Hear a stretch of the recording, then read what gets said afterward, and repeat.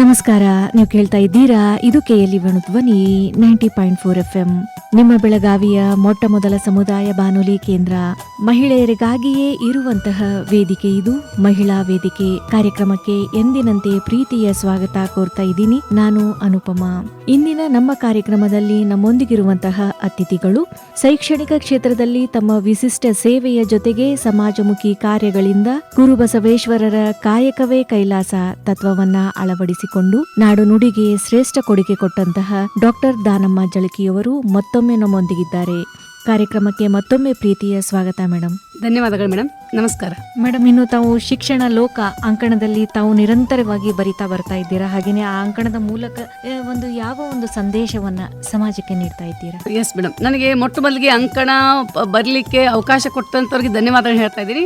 ಮಧುಸೂದನ್ ಅಂತ ತಿಳ್ಕೊಂಡು ಅವರು ಮೊದಲು ನನಗೆ ಹೇಳಿದ್ರು, ಏನಂತ, ನೀವು ಶಿಕ್ಷಣದ ಬಗ್ಗೆ ಸಾಕಷ್ಟು ಕೈಪಿಡಿಗಳನ್ನ ಬರೆದಿದ್ದೀರಿ, ತರಬೇತಿಯನ್ನು ಕೊಟ್ಟಿದ್ದೀರಿ, ಎಲ್ಲ ಕಡೆ ನೀವು ಉಪನ್ಯಾಸಗಳನ್ನ ಮಾಡ್ಲಿಕ್ಕೆ ಹೋಗ್ತಾ ಇದ್ದೀರಿ. ಸೊ ನಿಮ್ಮದೇ ಆಗಿರುವಂತ ಅನುಭವಗಳ ಆಗರವಿರುವ ಲೇಖನಗಳನ್ನ, ಶಿಕ್ಷಣಕ್ಕೆ ಸಂಬಂಧಪಟ್ಟಂತ ಲೇಖನಗಳನ್ನ ಅಂಕಣದಲ್ಲಿ ಬರಿಬಹುದಾ ಅಂತ ಕೇಳಿದ್ರು.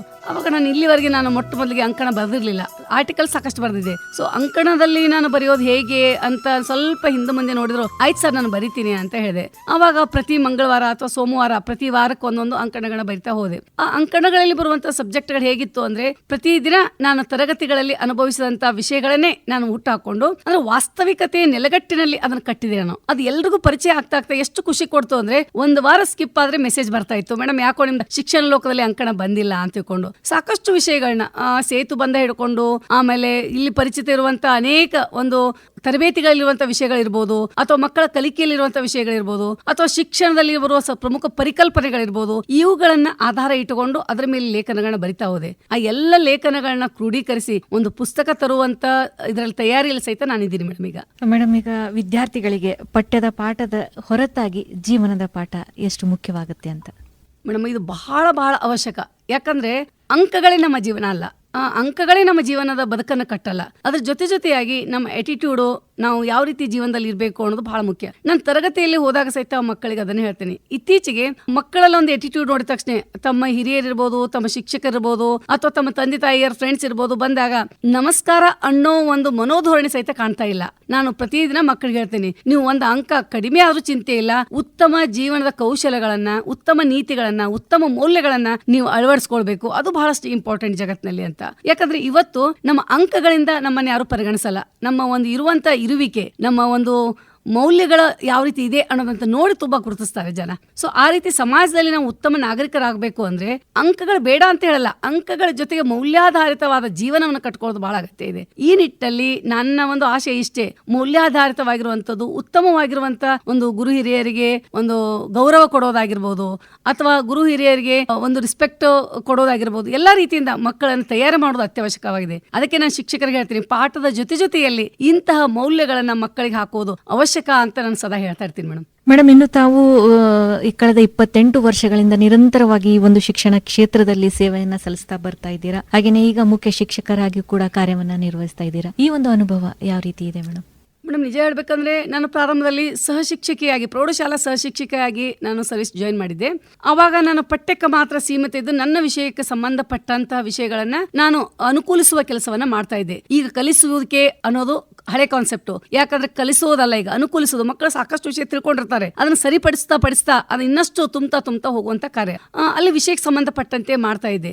ಇತ್ತೀಚೆಗೆ 4-5 ವರ್ಷಗಳಿಂದ ನಾನು ಮುಖ್ಯೋಪಾಧ್ಯಾಯರಾದಾಗ ನಾನು ಇಡೀ ಒಂದು ಮಕ್ಕಳ ಸರ್ವಾಂಗೀಣ ಅಭಿವೃದ್ಧಿ ಬಗ್ಗೆ ತಲೆಯಲ್ಲಿ ಇಟ್ಕೋಬೇಕು. ನಾನೀಗ ಕೇವಲ ಒಂದೇ ವಿಷಯ ಅಥವಾ 2 ವಿಷಯ ಅಲ್ಲ, 6 ವಿಷಯಗಳ ಜೊತೆಗೆ ಪಠ್ಯದ ವಿಷಯ, ಸಹಪಠ್ಯದ ವಿಷಯ ಜೊತೆಗೆ ಅನೇಕ ಅವಕಾಶಗಳನ್ನ ವಿದ್ಯಾರ್ಥಿಗಳಿಗೆ ಒದಗಿಸುವಂತ ಕೆಲಸವನ್ನ ಅದನ್ನು ಸಹಿತ ಮುಖ್ಯೋಪಾಧ್ಯಾಯರಾಗಿ ಮಾಡ್ತಾ ಒಂದು ಉತ್ತಮವಾದ ಆಡಳಿತದ ಮೂಲಕ ಶಾಲೆಯ ಹೆಸರನ್ನ ರಾಜ್ಯ ರಾಷ್ಟ್ರ ಮಟ್ಟದಲ್ಲಿ ತರುವಂತ ಒಂದು ಪ್ರಮುಖ ಜವಾಬ್ದಾರಿ ಮುಖ್ಯೋಪಾಧ್ಯಾಯರಿರುತ್ತೆ. ಅಂತಹ ಕೆಲಸವನ್ನ ಈಗ ಮಾಡ್ತಾ ಇದ್ದೀನಿ. ಅದರಲ್ಲೂ ಮುಖ್ಯವಾಗಿ ಸಾಕಷ್ಟು ನಮ್ದು 2-3 ವರ್ಷಗಳ ಹಿಂದಗಡೆ ರಾಜ್ಯ ಮಟ್ಟದಲ್ಲಿ ಸಹಿತ ಯುವ ಸಂಸತ್ತು, ಹೀಗೆ ಅನೇಕ ಕಾಂಪಿಟೇಷನ್ಸ್ ಗಳು ರಾಜ್ಯ ಮಟ್ಟದಲ್ಲಿ ಹೋಗಿತ್ತು. ಇನ್ನೂ ಅನೇಕ ಕೆಲಸಗಳ ಕಾರ್ಯಗಳು ಮಾಡೋದಿದೆ. ಒಟ್ಟಾರೆ ಒಂದು ಆಶಯ ಏನು ಅಂದ್ರೆ, ನನ್ನ ಶಾಲೆಯ ಮಕ್ಕಳಿಗೆ ವಿಪುಲವಾದ ಅವಕಾಶಗಳ ಮೂಲಕ ಅವರ ಟ್ಯಾಲೆಂಟ್ ಅನ್ನ ರಾಜ್ಯ ರಾಷ್ಟ್ರ ಮಟ್ಟಕ್ಕೆ ಪ್ರದರ್ಶನ ಮಾಡ್ಬೇಕನ್ನೋದೇ ನನ್ನ ಆಶಯ ಮೇಡಮ್. ಖಂಡಿತ ಮೇಡಮ್. ಈ ಒಂದು ಶಿಕ್ಷಕ ವೃತ್ತಿಯಿಂದ ಸಾಕಷ್ಟು ಸಂತೃಪ್ತಿ ಇದೆ ಅನ್ನೋದು ತಮ್ಮ ಈ ಮಾತುಗಳಿಂದಲೇ ತಿಳಿದು ಬರುತ್ತೆ. ಇನ್ನು ಶಿಕ್ಷಕರ ವೃತ್ತಿಯ ಜೊತೆಗೆ ಬೇರೆ ಬೇರೆ ಚಟುವಟಿಕೆಗಳಲ್ಲೂ ಕೂಡ ತಮ್ಮನ್ನ ತಾವು ತೊಡಗಿಸ್ಕೊಂಡಿದ್ದೀರಾ. ಏನು ಅಂದ್ರೆ 2023ರಲ್ಲಿ ನ್ಯೂಜಿಲೆಂಡ್ ನಲ್ಲಿ ನಡೆದಂತಹ ಏಷ್ಯಾ ಪೆಸಿಫಿಕ್ ಬಸವ ಸಮ್ಮೇಳನದಲ್ಲೂ ಕೂಡ ತಾವು ಕಾಯಕವೇ ಕೈಲಾಸ ಅನ್ನೋ ತತ್ವದಲ್ಲಿ ನಿಸ್ವಾರ್ಥ ಸೇವೆಯನ್ನು ಸಲ್ಲಿಸಿದವರಿಗೆ ಅಲ್ಲಿ ಪ್ರಶಸ್ತಿಯನ್ನ ಕೊಡ್ತಾರೆ. ಆ ಒಂದು ಪ್ರಶಸ್ತಿಗೆ ತಾವು ಕೂಡ ಮೊದಲ ಬಾರಿಗೆ ಭಾಜನರಾಗ್ತೀರಾ. ಅಂತಾರಾಷ್ಟ್ರೀಯ ಮಟ್ಟದಲ್ಲಿ ಆ ಪ್ರಶಸ್ತಿಗೆ ಆಯ್ಕೆಯಾಗಿರೋದು ನಿಮ್ಗೆ ಹೇಗನಿಸುತ್ತೆ ಮೇಡಮ್? ಆ ಒಂದು ಕ್ಷಣದ ಅನುಭವವನ್ನ ಬಹಳಷ್ಟು ಖುಷಿ ಕೊಟ್ಟಂತ ಒಂದು ವಿಷಯ ಮೇಡಮ್. ಅರಿವಿನ ಮನೆ ಅಂತ ತಿಳ್ಕೊಂಡು ಫಸ್ಟ್ ಬಸವ ಕನ್ವೆನ್ಷನ್ ಸಾವಿನಾರದಲ್ಲಿ ನಾನು ಕಾರ್ಯ ಮಾಡಿದ್ದು. ಅದು ಏಪ್ರಿಲ್ 8 ಮತ್ತು 9 2023ರಲ್ಲಿ ಅಕ್ಲ್ಯಾಂಡ್ ನ್ಯೂಜಿಲೆಂಡ್ ದಲ್ಲಿ ಆಗಿರುವಂತ ಈ ಒಂದು ಸಾವಿನಾರದಲ್ಲಿ ನಾನು ಎಡಿಟರ್ ಆಗಿ ಕೆಲಸ ಮಾಡಿದ್ದು ಬಹಳ ಖುಷಿ ಕೊಡ್ತಾ ಇದೆ. ಈ ಒಂದು ಕೆಲಸಕ್ಕೆ ನನಗೆ ಅವಕಾಶ ಕೊಟ್ಟಂತ ಡಾಕ್ಟರ್ ಲಿಂಗಪ್ಪ ಕಲಬುರ್ಗಿ ಅಪ್ಪಾಜಿ ಅವರಿಗೆ ಸಹಿತ ನಾನು ಬಹಳ ಧನ್ಯವಾದಗಳನ್ನ ಹೇಳ್ತಾ ಇದ್ದೀನಿ. ಯಾಕಂದ್ರೆ ಇಂಥ ಅವಕಾಶವನ್ನು ಕೊಡುವ ಮೂಲಕವಾಗಿ ನನ್ನನ್ನು ನಾನು ಅದರಲ್ಲಿ ತೊಡಗಿಸಿಕೊಳ್ಳುವಿಕೆಗೆ ಸಹಾಯವನ್ನ ಪ್ರೇರಣೆಯನ್ನ ಮಾಡಿದ್ರು. ಅಲ್ಲಿ ಎಡಿಟೋರಿಯಲ್ ಕಮಿಟಿಯಲ್ಲಿ ಡಾಕ್ಟರ್ ಲಿಂಗಪ್ಪ ಕಲಬುರ್ಗಿ ಅವರು ನ್ಯೂಜಿಲೆಂಡ್ ಇದ್ರು, ಆಮೇಲೆ ಮಂಜುನಾಥ್ ರಾಜಶೇಖರ್ ಅವರಿದ್ರು, ಆಮೇಲೆ ಉಷಾ ಪಾಲಾಕ್ಷಪ್ಪ ಅವರಿದ್ರು, ಆಮೇಲೆ ಗಾಯತ್ರಿ ಹಿರೇಮಠ್ ಅವರಿದ್ರು, ಆಮೇಲೆ ನಾಗರಾಜ್ ಸರ್ ಅವರಿದ್ರು. ಅದ್ರ ಜೊತೆಯಾಗಿ ನನಗೂ ಸಹಿತ ಅಲ್ಲಿ ಅಸಿಸ್ಟೆಂಟ್ ಎಡಿಟರ್ ಅಂತ ತಿಳ್ಕೊಂಡು ಕಾರ್ಯ ಮಾಡ್ಲಿಕ್ಕೆ ಒಂದು ಅವಕಾಶ ಕೊಟ್ಟಿದ್ರು. ಬಹಳ ಖುಷಿ ಅನಿಸ್ತಾ ಇದೆ ಮೇಡಮ್. ಆ ಒಂದು ಇದರಲ್ಲಿ ಅನೇಕ ಲೇಖನಗಳನ್ನ, ಅಲ್ಲಿ ಶುಭ ಸಂದೇಶವನ್ನ ಪೂಜ್ಯ ಡಾಕ್ಟರ್ ಶ್ರೀ ಬಸವ ಮರುಳಸಿದ್ದ ಸ್ವಾಮಿಗಳು ಶಿವಮೊಗ್ಗದಿಂದ ಶುಭ ಸಂದೇಶವನ್ನ ಒಂದು ಪುಸ್ತಕಕ್ಕೆ ಬರೆದ್ರು. ಹಿತನುಡಿಯನ್ನ ಅರವಿಂದ್ ಜತ್ತಿ ಬಸವ ಸಮಿತಿ ಬೆಂಗಳೂರು ಇವರು ಬರೆದ್ರು. ಮುನ್ನುಡಿಯನ್ನ ಡಾಕ್ಟರ್ ಲಿಂಗಪ್ಪ ಕಲಬುರ್ಗಿ ಅಕ್ಲ್ಯಾಂಡ್ ನ್ಯೂಜಿಲೆಂಡ್ ದಲ್ಲಿ ಅವರು ಬರೆದ್ರು. ಈ ಅಷ್ಟೇ ಅಲ್ಲದೆ ಆಸ್ಟ್ರೇಲಿಯಾದಿಂದ ಅನಿಸಿಕೆಗಳನ್ನ ನಾಗರಾಜ್ ಸಿದ್ದಪ್ಪ ಪರ್ತ್ ಅವರು ಬರೆದ್ರು. ಹೀಗೆ ಅನೇಕ ಲೇಖನಗಳನ್ನ ಕ್ರೋಢೀಕರಣ ಮಾಡಿಕೊಂಡು ಅತ್ಯದ್ಭುತವಾಗಿರುವಂತಹ ಸ್ವಾಮಿನಾರನ್ನ ರಚನೆ ಮಾಡ್ಲಿಕ್ಕೆ ಅಲ್ಲಿ ಅವಕಾಶವನ್ನ ಕೊಟ್ರು. ಅದರಲ್ಲಿ ಮುಖ್ಯವಾಗಿ ಆ ಒಂದು ಜೆವೆಲ್ ಅವಾರ್ಡ್ ನಾನು ಪಡ್ಕೊಂಡಾಗ ನನಗೆ ಬಹಳ ಖುಷಿ ಅನಿಸಿದ್ದು, ಒಂದು ಅಂತಾರಾಷ್ಟ್ರೀಯ ಮಟ್ಟದ ಈ ಅವಾರ್ಡು ನನಗೆ ಬರ್ಲಿಕ್ಕೆ ಬಸವಣ್ಣನವರ ಕೃಪೆನೇ ಕಾರಣ ಅಂತ ತಿಳ್ಕೊಂಡು ನನ್ನ ಮನದಲ್ಲಿ ಸದಾ ಬಸವಾದಿ ಪ್ರಮಥರನ್ನ ನಾನು ನೆನೆಸಿದೆ ಮೇಡಮ್. ಬಸವ ಸಮಿತಿ ಏಷ್ಯಾ ಪೆಸಿಫಿಕ್ ಲಿಮಿಟೆಡ್ ಅನ್ನೋದು ಅನೇಕ ರಾಷ್ಟ್ರಗಳ ಒಂದು ಗುರು ಬಸವಣ್ಣನವರ ಒಂದು ಫಾಲೋವರ್ಸ್ ಎಲ್ಲರೂ ಕೂಡಿ ಮಾಡಿದಂತ ಈ ಒಂದು ಸಂಘಟನೆಯಲ್ಲಿ ಬಹಳ ಅದ್ಭುತವಾದಂತಹ ಕಾರ್ಯಗಳನ್ನ ಬೇರೆ ಬೇರೆ ದೇಶಗಳು ನಡೀತಾ ಇರೋದನ್ನ ನೋಡಿ ಅಷ್ಟೇ ಖುಷಿ ಸಹಿತ ಆಯ್ತು ನನಗೆ. ಎಷ್ಟೊಂದು ಈ ಫಿಲಾಸಫಿಯನ್ನ ಎಷ್ಟೊಂದು ದೇಶಗಳು ಅಡಾಪ್ಟ್ ಮಾಡ್ಕೊಳ್ತಾ ಇದ್ದಾರೆ, ಈ ಫಿಲಾಸಫಿಯನ್ನ ಎಷ್ಟು ಜನ ಅರ್ಥ ಮಾಡ್ಕೊಳ್ತಾ ಇದ್ದಾರೆ, ನಾವು ಇನ್ನೂ ಮಾಡ್ಬೇಕಾಗಿರೋ ಕೆಲಸ ತುಂಬಾ ಇದೆ ಅಂತ ತಿಳ್ಕೊಂಡು ಆ ಒಂದು ಎಡಿಟೋರಿಯಲ್ ಕಮಿಟಿಯಲ್ಲಿ ಕೆಲಸ ಮಾಡ್ಬೇಕಾದಾಗ ಅನಿಸ್ತು. ಸೊ ಆ ಪುಸ್ತಕವನ್ನ ಸಂಪೂರ್ಣವಾಗಿ ಯಾವ ರೀತಿಯಾಗಿ ಲೇಖನಗಳಿರ್ಬೇಕು, ಹೇಗಿರ್ಬೇಕು, ಅವುಗಳನ್ನ ಹೇಗೆ ಜೋಡಣೆ ಮಾಡ್ಬೇಕು ಅನ್ನೋ ಪ್ರಮುಖವಾಗಿರುವಂತ ಕಾರ್ಯವನ್ನ ನಾನು ಕೊಟ್ಟಿದ್ರಿಂದ ನಾನು ಸಹಿತ ಬಹಳಷ್ಟು ಅದರಿಂದ ಕಲಿತೆ ಅಂತ ನಾನು ಇಲ್ಲಿ ಹೇಳಿಕ್ ಬಯಸ್ತಾ ಇದ್ದೇನೆ ಮೇಡಮ್. ಮೇಡಮ್, ಈಗ ಕಾಯಕವೇ ಕೈಲಾಸ ಬಸವಣ್ಣನವರ ಈ ತತ್ವವನ್ನ ತಮ್ಮ ಕಾಯಕದಲ್ಲಿ ಯಾವ ರೀತಿ ಅಳವಡಿಸ್ಕೊಂಡಿದ್ದೀರಾ ಅಂತ? ನಿಜ ಹೇಳ್ಬೇಕಂದ್ರೆ ನನ್ನ ಪ್ರತಿಯೊಂದು ಜೀವನದ ಕ್ಷಣದಲ್ಲಿ ಸಹಿತ, ನನ್ನ ಪ್ರತಿಯೊಂದು ರಕ್ತದ ಕಣದಲ್ಲಿ ಸಹಿತ ಕಾಯಕವೇ ಕೈಲಾಸ ಅನ್ನೋದನ್ನೇ ನಾನು ನಂಬಿಕೊಂಡು ನಡೆದು ಬಂದವಳು. ನಾನು ಯಾವುದೇ ಒಂದು ನನ್ನ ವೃತ್ತಿಯಲ್ಲಿರ್ಲಿ ಏನೇ ಇರ್ಲಿ, ನಾನು ಉಳಿದದ್ದೆಲ್ಲದಕ್ಕೂ ಸೆಕೆಂಡ್ ಆಪ್ಷನ್ಸ್, ಫಸ್ಟ್ ನನ್ನ ಕೆಲಸಕ್ಕೆ. ಸೊ ನನ್ನ ಕೆಲಸ ಪರ್ಫೆಕ್ಟ್ ಆಗಿ ಕರೆಕ್ಟ್ ಆಗಿ ನನ್ನ ಒಂದು ಕೆಲಸ ಆಗ್ಬೇಕು, ಆ ಕೆಲಸ ನಂತರವೇ ನನ್ನ ಉಳಿದಂತ ವಿಷಯಗಳು ಅಂತ ತಿಳ್ಕೊಂಡು. ಸೊ ಈ ನಿಟ್ಟಿನಲ್ಲಿ ನನ್ನ ವೃತ್ತಿರಂಗದಲ್ಲಾಗ್ಲಿ ಅಥವಾ ನನ್ನ ಬೇರೆ ಒಂದು ಯಾವುದೇ ಒಂದು ಕೆಲಸದಲ್ಲಿದ್ದಾಗ ಆ ಕೆಲಸವನ್ನ ಒಂದು ಸ್ಪಷ್ಟವಾಗಿ ಒಂದು ಅದಕ್ಕೆ ನ್ಯಾಯ ಕೊಡುವಂತೆ ಕೆಲಸವನ್ನ ಮಾಡಬೇಕು ಅನ್ನೋದನ್ನ ನಂಬಿಕೊಂಡು ಆ ಕೆಲಸವನ್ನ ಮಾಡ್ತಾ ಇದ್ದೀನಿ. ಹೀಗಾಗಿ ಬಹುಶಃ ಇಷ್ಟೆಲ್ಲ ಅವಕಾಶಗಳು ನನಗೆ ವಿಫುಲವಾಗಿ ಸಿಕ್ಕಿದ್ದು ಸಹಿತ ಆ ಕಾಯಕವೇ ಕೈಲಾಸ ಅನ್ನೋದನ್ನ ನಂಬಿ ನಾನು ಮಾಡಿದಂತ ಕೆಲಸಕ್ಕೆ ಕಾರಣ ಅಂತ ಹೇಳ್ಬೋದು ಮೇಡಮ್. ಮೇಡಮ್, ಈಗ ತಾವು ಸಾಕಷ್ಟು ದತ್ತಿ ಉಪನ್ಯಾಸಗಳನ್ನ ಹಾಗೆ ವಚನ ಸಾಹಿತ್ಯವನ್ನ ಕುರಿತು ಉಪನ್ಯಾಸಗಳನ್ನ ನೀಡ್ತಾ ಬರ್ತಾ ಇದ್ದೀರಾ. ಆ ಒಂದು ಅನುಭವ ಯಾವ ರೀತಿ ಇದೆ ಮೇಡಮ್? ಹೌದು ಮೇಡಮ್, ಸಾಕಷ್ಟು ಕಡೆಗೆ ಉದಾಹರಣೆಗೆ ನಾನು ಹೇಳ್ಬೇಕಂದ್ರೆ ಇತ್ತೀಚೆಗೆ ಪತ್ರಿ ಬಸವ ಬೈಲೊಂಗಲದಲ್ಲಿ ಅವರು ಅಲ್ಲಿ ಸಹಿತ ನನಗೆ ಅವಕಾಶಗಳು ಕೊಟ್ಟಿದ್ರು. ಲಿಂಗಾಯತ ಸಂಘಟನೆಯಲ್ಲಿ ಮುಖ್ಯವಾಗಿ ಸ್ಟಾರ್ಟ್ ಮಾಡಿದೆ ನಾನು ಲಿಂಗಾಯತ ಸಂಘಟನೆಯಿಂದ ನನ್ನ ಉಪನ್ಯಾಸಗಳನ್ನ. ಅಲ್ಲಿ ಸಹಿತ ಸಾಕಷ್ಟು ಉಪನ್ಯಾಸಗಳು ಕೊಡ್ಲಿಕ್ಕೆ ನನಗೆ ಅವಕಾಶ ಕೊಟ್ಟರು, ನಾನು ಬೆನ್ ತಟ್ಟಿದ್ರು. ಅದ್ರ ಜೊತೆಯಾಗಿ ಇಲ್ಲಿ ಜಾಗತಿಕ ಇದ್ರಲ್ಲಿ ಆಗಿರ್ಬೋದು ಅಥವಾ ನಮ್ಮ ಅಕ್ಕನ ಅರಿಯುವಂತ ಒಂದು ಗ್ರೂಪ್ ಇದೆ ಮೇಡಮ್. ಆ ಗ್ರೂಪ್ ಅಲ್ಲಿ ಅದು ಇಂಟರ್ನ್ಯಾಷನಲ್ ಗೂಗಲ್ ಮೀಟ್ ಅಲ್ಲಿ ಅನೇಕ ಉಪನ್ಯಾಸಗಳು ನಡೀತಾ ಇದೆ. ಮಹಾನ್ ವಿದ್ವಾಂಸರು ಅಲ್ಲಿ ಉಪನ್ಯಾಸಗಳು ಕೊಡ್ತಾ ಇದ್ದಾರೆ. ಆ ಉಪನ್ಯಾಸಗಳ ರೆಕಾರ್ಡಿಂಗ್ ಸಹಿತ ನಮ್ಮ ಯೂಟ್ಯೂಬ್ ಅಲ್ಲಿ ಅಪ್ಲೋಡ್ ಆಗ್ತಾ ಇದೆ. ಇದರ ಒಂದು ಸಂಸ್ಥಾಪಕರಾಗಿರುವಂತಹ ಮಾರ್ಗದರ್ಶಕರಾಗಿರುವಂತ ಡಾಕ್ಟರ್ ಶಶಿಕಾಂತ್ ಪಟ್ಟಣ್ ಸರ್ ಅವರು ಎಲ್ಲರಿಗೂ ಸಹಿತ ಉಪನ್ಯಾಸಗಳನ್ನ ಮಾಡ್ಲಿಕ್ಕೆ ಹುರಿದುಂಬಿಸಿ ಒಂದು ಸಾಕಷ್ಟು ಓದಿನಲ್ಲಿ ತೊಡಗಿಸಿ ಈ ಕಾರ್ಯವನ್ನು ಮಾಡಿಸ್ತಾ ಇದ್ದಾರೆ. ಅಲ್ಲಿಯೂ ಸಹಿತ ಸಾಕಷ್ಟು ಉಪನ್ಯಾಸಗಳನ್ನು ಕೊಟ್ಟಿದ್ದು ನನಗೆ ತೃಪ್ತಿ ತಂದಿದೆ. ಸೊ ಹೀಗೆ ಅವಕಾಶಗಳು ಸಾಕಷ್ಟು ಕಡೆ ಉಪನ್ಯಾಸ ಮಾಡ್ಲಿಕ್ಕೆ ನನಗೆ ಅವಕಾಶಗಳು ಸಿಕ್ಕಿತ್ತು. ಅದ್ರ ಜೊತೆಯಾಗಿ ಇಲ್ಲಿ ವೀರಶೈವ ಪತ್ರಿಕೆಯಲ್ಲಿ ಸಹಿತ ನನ್ನ ಆರ್ಟಿಕಲ್ಸ್ ಉಪನ್ಯಾಸಗಳು ಸಹಿತ ಇತ್ತೀಚೆಗೆ ತಾವು ಬಂದಿದ್ದನ್ನ ಗಮನಿಸಬಹುದು. ಹೀಗೆ ಸಾಕಷ್ಟು ಕಡೆ ನಾನು ಈ ಒಂದು ಶರಣ ಸಾಹಿತ್ಯ, ವಚನ ಸಾಹಿತ್ಯದ ಬಗ್ಗೆ ನಂಗೆ ತುಂಬಾ ಒಂದು ಅತ್ಯಂತ ಅತೀವ ಪ್ರೀತಿಯಾಗಿರುವಂತಹ ವಿಷಯ ಇದು. ಈ ವಿಷಯವಾಗಿ ಸಾಕಷ್ಟು ಅದರಲ್ಲಿ ಇನ್ನಷ್ಟು ನಾನು ತೊಡಗಿಸ್ಕೊಳ್ತಾ ಇದ್ದೀನಿ, ಇನ್ನಷ್ಟು ನಾನು ಓದ್ತಾ ಇದ್ದೀನಿ. ಜೊತೆಯಾಗಿ ಉಪನ್ಯಾಸವನ್ನು ಸಹಿತ ಕೊಡ್ತಾ ಇದ್ದೀನಿ ಮೇಡಮ್. ಅದಕ್ಕೆ ಅವ್ರಿಗೂ ಸಹಿತ ಎಲ್ಲ ಒಂದು ಸಂಘ ಸಂಸ್ಥೆಗಳಿಗೆ ಸಹಿತ ನಾನು ಧನ್ಯವಾದಗಳನ್ನ ಹೇಳ್ತೀನಿ. ಮೇಡಮ್, ಈಗ ಮಹಿಳೆ ಮತ್ತು ಶಿಕ್ಷಣ ಕುರಿತು ಕಿತ್ತೂರು ಉತ್ಸವದ ಮಹಿಳಾ ಗೋಷ್ಠಿಯಲ್ಲಿ ಉಪನ್ಯಾಸವನ್ನ ನೀಡ್ತೀರಾ, ಹಾಗೇನೆ ಮಹಿಳೆ ಮತ್ತು ಶಿಕ್ಷಣ ಕುರಿತಂತಹ ಲೇಖನಗಳನ್ನ ಕೂಡ ಬರೀತೀರಾ. ಈಗ ಹೇಳಿ ಮೇಡಮ್, ಪ್ರಮುಖವಾಗಿ ಈ ಕ್ಷೇತ್ರದಲ್ಲಿ ಮಹಿಳೆಯರು ಯಾವ ರೀತಿಯ ಸಮಸ್ಯೆಗಳನ್ನ ಅನುಭವಿಸ್ತಾ ಇದ್ದಾರೆ ಅಂತ? ಬಹಳ ಬರ್ನಿಂಗ್ ಟಾಪಿಕ್ಸ್ ಅನ್ಸುತ್ತೆ ಮೇಡಮ್. ಈಗ ತಾವು ಕೇಳಿದ ನಿಜವಾಗ್ಲೂ ನಾನು ಮಹಿಳೆ ಮತ್ತು ಶಿಕ್ಷಣದ ಬಗ್ಗೆ ಕಿತ್ತೂರು ಉತ್ಸವದಲ್ಲಿ ನನಗೆ ಒಂದು ಉಪನ್ಯಾಸ ಮಾಡ್ಲಿಕ್ಕೆ ಅವಕಾಶ ಕೊಟ್ಟಂತ ಮೊಟ್ಟ ಮೊದಲು ನಾನು ಗುರುಗಳು ಅಂತ ಹೇಳ್ತೇನೆ, ಸಾಕಷ್ಟು ಅವಕಾಶ ಕೊಟ್ಟಂತ ಬಳಿಗಾರ್ ಸರ್ ಅವರಿಗೆ ನಾನು ಧನ್ಯವಾದಗಳನ್ನ ಹೇಳ್ತೀನಿ. ಅವಾಗ ಅವರು ಕಿತ್ತೂರದಲ್ಲಿ BO ಇದ್ರು, ಸಾಕಷ್ಟು ಉಪನ್ಯಾಸಗಳನ್ನ ನಾನು ಕೇಳಿದ್ರು. ಅವರು ಸಾಕಷ್ಟು ಅವಕಾಶಗಳನ್ನ ಅವ್ರು ಕೊಡ್ತಾ ಹೋಗ್ತಾ ಇದ್ರು. ಅಲ್ಲಿ ಅವಕಾಶ ಕೊಟ್ಟಾಗ ನಾನು ಅದನ್ನ ಶಿಕ್ಷಣ ಮತ್ತು ಮಹಿಳೆಯ ಬಗ್ಗೆ ನಾನು ನೋಡ್ಬೇಕಾದಾಗ ಯಾವ ರೀತಿ ಶಿಕ್ಷಣ ಮಹಿಳೆಯ ಎಲ್ಲ ರಂಗಗಳಲ್ಲಿ, ಮಹಿಳೆ ಸಾಮಾಜಿಕವಾಗಿ, ಆರ್ಥಿಕವಾಗಿ, ರಾಜಕೀಯವಾಗಿ, ಸಾಂಸ್ಕೃತಿಕವಾಗಿ ಪ್ರತಿಯೊಂದು ರಂಗದಲ್ಲಿ ಮಹಿಳೆ ಹೆಜ್ಜೆ ಇಡಬೇಕು ಅಂದ್ರೆ ಶಿಕ್ಷಣ ಅದು ಮೂಲ ಅಡಿಪಾಯ. ಆ ಶಿಕ್ಷಣದಿಂದ ಎಲ್ಲ ಬಾಗಿಲುಗಳು ತೆರೆತವೆ ಅಂತ ನಾನು ಹೇಳ್ಬೋದು. ಇಂಥ ಅವಕಾಶ ನಿಜವಾಗ್ಲೂ ಮಹಿಳೆಗೆ ಸಾಕಷ್ಟು ಬದಲಾವಣೆ ತರಲಿಕ್ಕೆ ಅವಕಾಶಗಳನ್ನ ಮಾಡಿಕೊಡ್ತು. ನಿಜ ಹೇಳ್ಬೇಕಂದ್ರೆ ಇಂಥ ಶಿಕ್ಷಣ ಬಸವಾದಿ ಶರಣರು ಆವಾಗನೇ ಅನುಭವ ಮಂಟಪದಲ್ಲಿ ಕೊಡುವ ಮೂಲಕವಾಗಿ ಮಹಿಳೆಯರು ಸಮಾಜದಲ್ಲಿ ಸಮಾನರು ಅನ್ನೋದನ್ನ ತೋರಿಸಿಕೊಟ್ಟಿದ್ರು. ಪುನಃ ಸಾಕಷ್ಟು ಬದಲಾವಣೆಗಳ ನಂತರ ನಮ್ಮ ಶಿಕ್ಷಣದಲ್ಲಿ ಮಹಿಳೆಯರಿಗೆ ಅವಕಾಶ ಕೊಡ್ತಾ ಸಾಕಷ್ಟು ಒಂದು ಅವಕಾಶಗಳು ಓಪನ್ ಆಯ್ತು. ಆದಾಗ್ಯೂ ಸಹ ಒಂದು ವಿಷಯವನ್ನ ನಾನು ಇಲ್ಲಿ ಸ್ಪಷ್ಟಪಡಿಸ್ಲಿಕ್ಕೆ ಬಯಸ್ತಾ ಇದ್ದೀನಿ. ಇಷ್ಟೆಲ್ಲ ಶಿಕ್ಷಣ ಪಡೆದ ಮಹಿಳೆ ಇವತ್ತು ಯಾವುದೇ ಸಮಸ್ಯೆ ಇರದೆ ಇದ್ದಾಳ ಅನ್ನೋ ಒಂದು ದೊಡ್ಡ ಪ್ರಶ್ನೆ.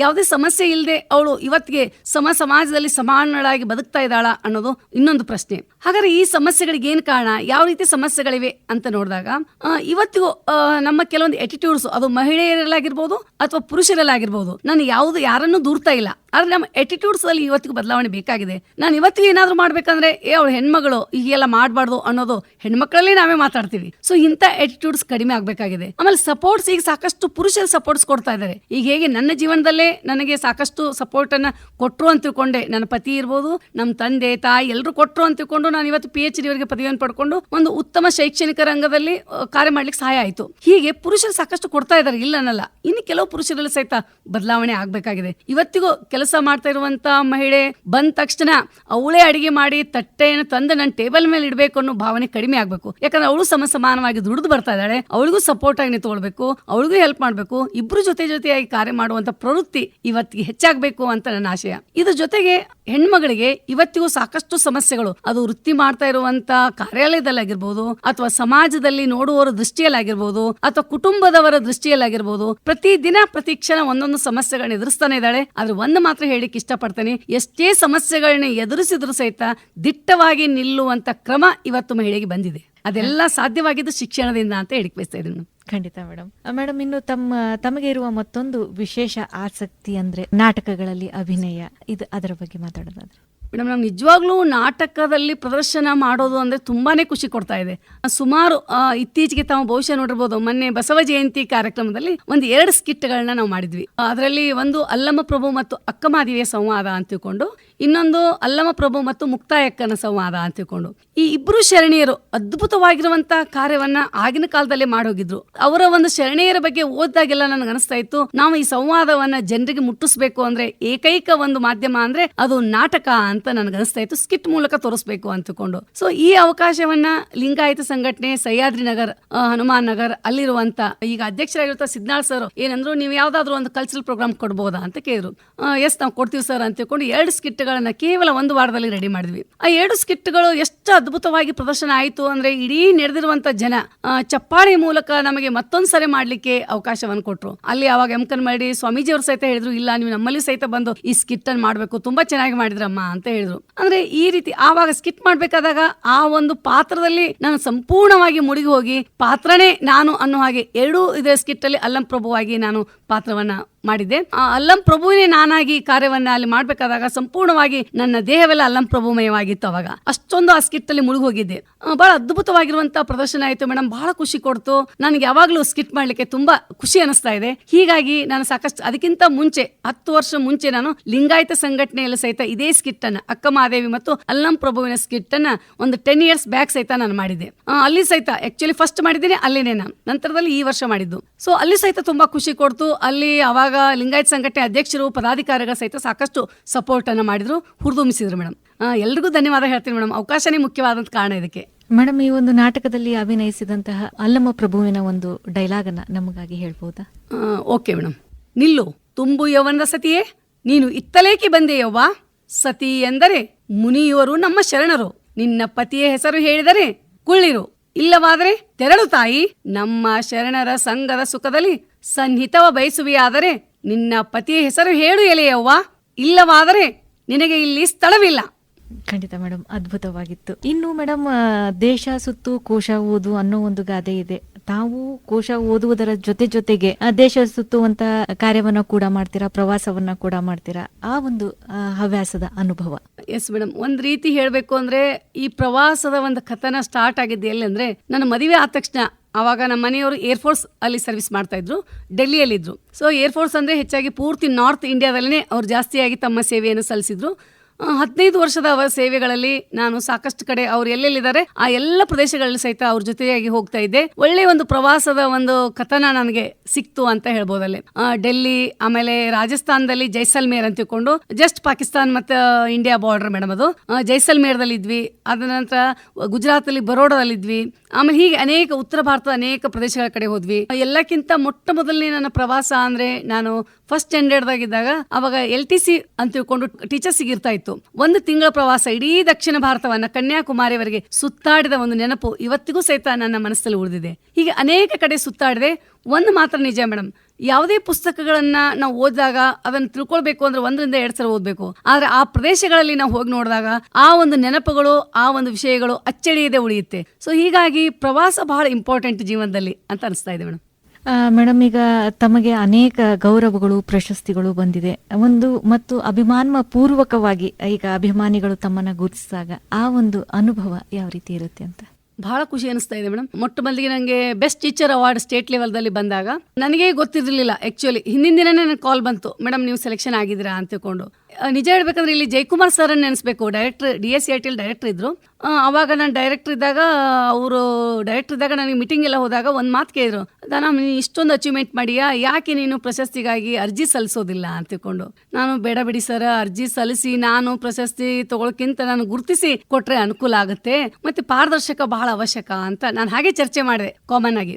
ಅವಾಗ ಫಸ್ಟ್ ಟೈಮ್ ಅವರು ಅದನ್ನ ಆನ್ಲೈನ್ ಮಾಡಿದ್ರು ಮೇಡಮ್. ಅಲ್ಲಿಕ್ಕಿಂತ ಮುಂಚೆ ಆನ್ಲೈನ್ ಇರ್ಲಿಲ್ಲ. ಅದು ಆನ್ಲೈನ್ ಮಾಡಿ ನನಗೆ ಒಂದು ಮೆಸೇಜ್ ಹಾಕಿ, ಅತ್ಯಂತ ಪಾರದರ್ಶಕವಾಗಿ ನೀನ್ ಏನ್ ಮಾಡಿದಿ ಅಚೀವ್ಮೆಂಟ್ ಅಂತ ನೀನು ಬರೆದನ್ನ ಎಲ್ಲರೂ ನೋಡಿ ಜಡ್ಜ್ ಮಾಡುವಂತ ಒಂದು ಇದನ್ನ ತಂದಿದೀವಿ.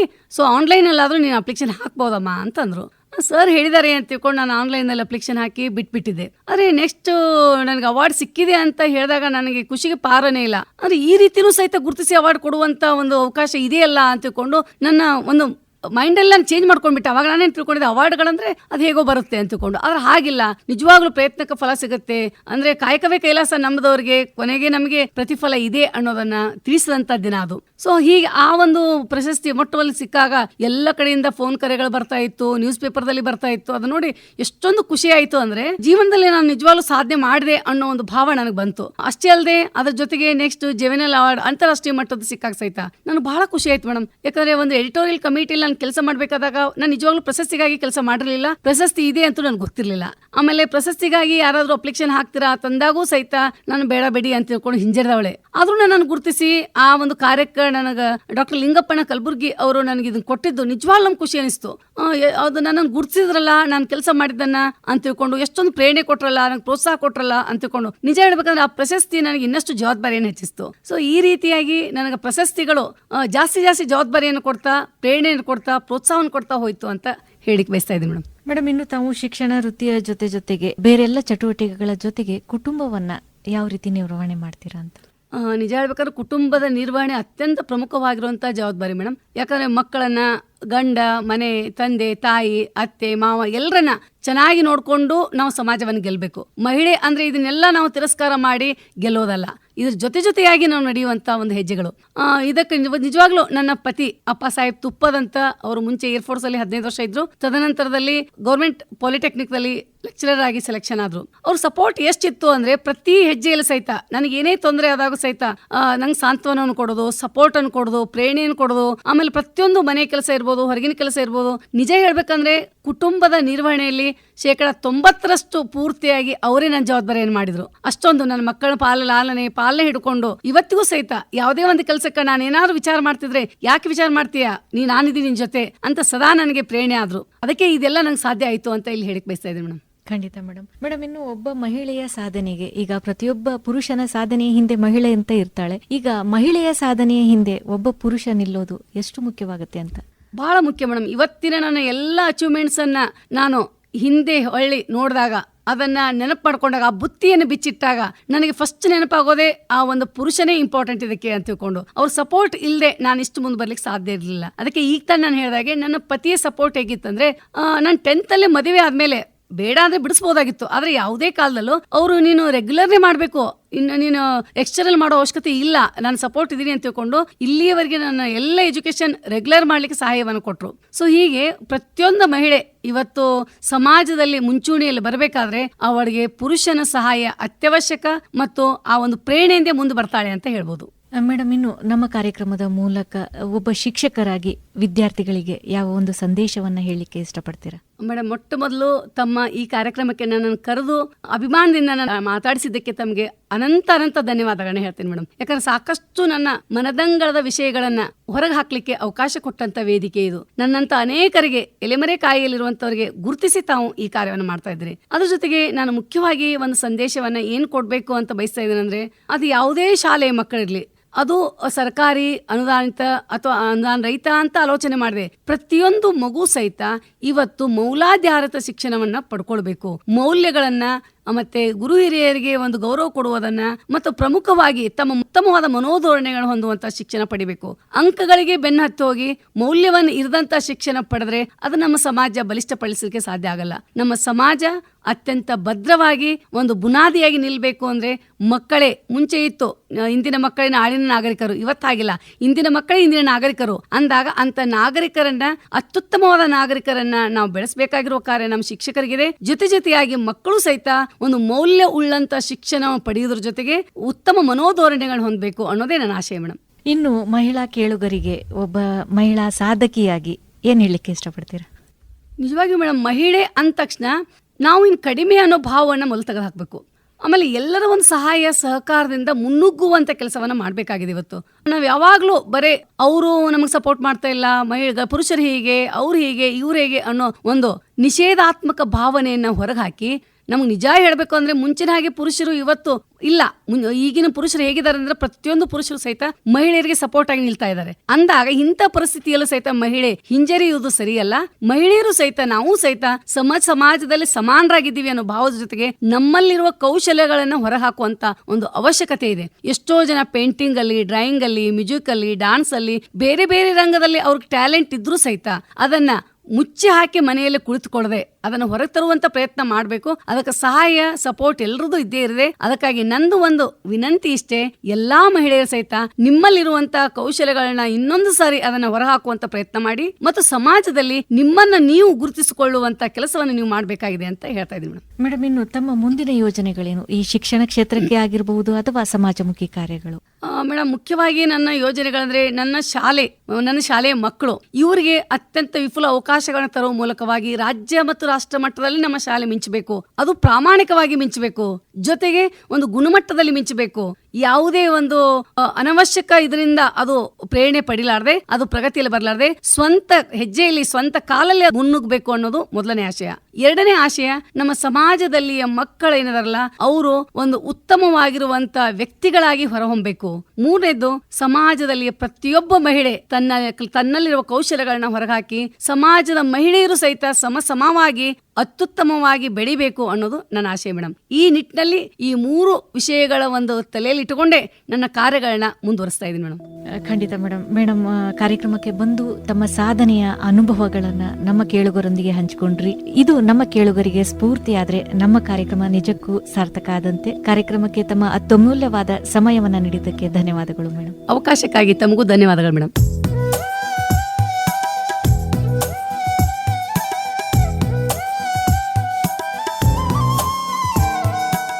ಸ್ನೇಹಿತರೆ, ಇದಾಗಿತ್ತು ನಮ್ಮ ಇಂದಿನ ಮಹಿಳಾ ವೇದಿಕೆ ಕಾರ್ಯಕ್ರಮದಲ್ಲಿ ನಮ್ಮೊಂದಿಗಿದ್ದಂತಹ ಅತಿಥಿಗಳು ಡಾಕ್ಟರ್ ದಾನಮ್ಮ ಜಳಕಿಯವರು. ಮತ್ತೊಬ್ಬ ಅತಿಥಿಯೊಂದಿಗೆ ಮತ್ತೆ ಭೇಟಿ. ಹೀಗೆ ಕೇಳ್ತಾ ಇರಿ ಪ್ರೀತಿಯಿಂದ. ಇದು KLE ವೇಣು ಧ್ವನಿ 90.4 FM. ನಮಸ್ಕಾರ.